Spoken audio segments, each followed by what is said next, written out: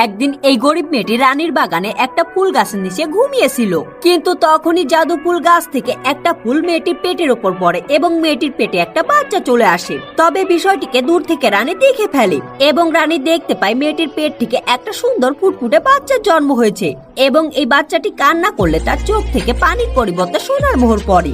এজন্য রানী দ্রুত করে মেয়েটির কাছ থেকে বাচ্চাটিকে কেড়ে নেয় এবং রানী সোনার মোহর পাওয়ার লোভে প্রহরীদের ডেকে একটা বড় সিন্দুক নিয়ে আসে এবং এই মেয়েটিকে বন্দি করে নেয়। এরপর এই দুষ্টু রানী বাচ্চাটিকে মেরে কান্না করিয়ে সিন্দুক ভর্তি সোনার মোহর বানিয়ে ফেলে।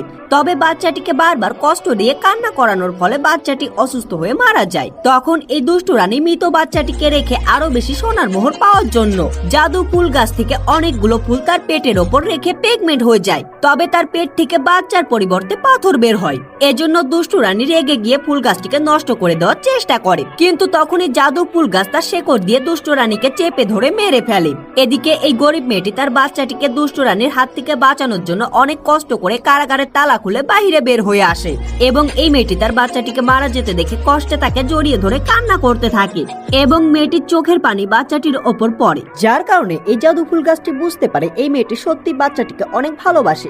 এজন্য এই জাদু ফুলের গাছটি মেয়েটির গায়ের ওপরে একটা ফুলের পাপড়ি ফেলে মেয়েটিকে রানী বানিয়ে দেয় ও তার বাচ্চাটিকে আবার জীবন ফিরিয়ে দেয়।